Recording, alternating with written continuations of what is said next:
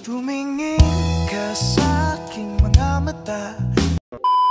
Ay grabe mga kalodi cakes, so sa halagang 10,000 may magandang bike ka na. Yan mga lods, Crosta. Tara mga idol, tingnan natin kung anong mga nakalagay na pyesa dito. Let's go!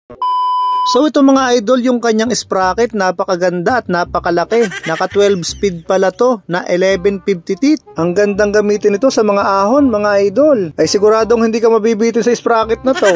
Tapos ito mga idol, yung kanyang kadena. Hindi ko ganong kilala tong brand na to eh, pero pwede na yan.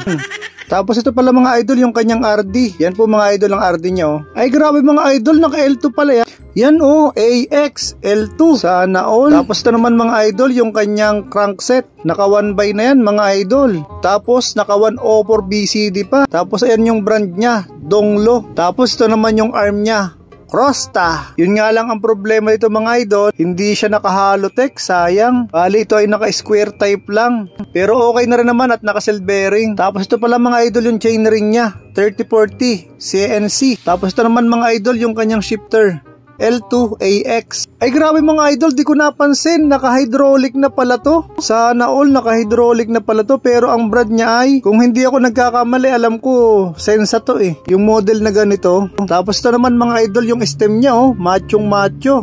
Tapos ayan yung kanyang handlebar, Crosta Bicycle Standard. Wow, ang ganda. Red black pala ang combination na kulay nito si Crosta. Siya nga pala mga idol, ito palang si Crosta ay 29er. Tapos yan mga idol, naka-inner coupling na rin pala oh. Syempre para malinis tingnan. Tapos ito naman pala mga idol sa kabila, naka-inner coupling din. Tapos ito pala mga idol yung kanyang rotor o disc, naka 160mm. Tapos ito naman yung kanyang gulong, ayan 29/2.25. Yun nga lang mga idol, medyo makuna to sa espalto. Pero syempre depende pa rin sa gagamit. Yan mga idol ang front wheel set.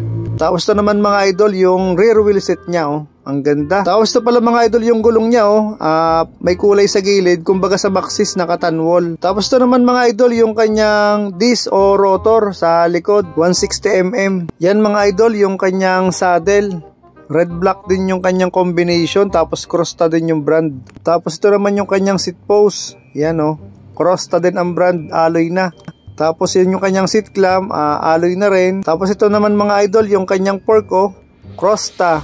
Kung hindi lang ako nagkakamali idol, alam ko ito ay naka coil type pa.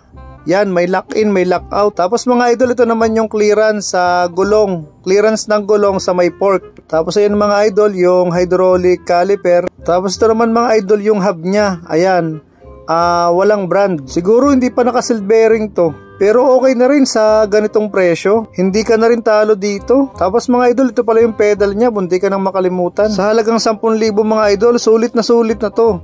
Konti na rin lang ang i-upgrade mo dito. Tapos ito mga idol, yung rayos niya, alam ko ito ay steel pa. Bali ito ay naka 32 holes na.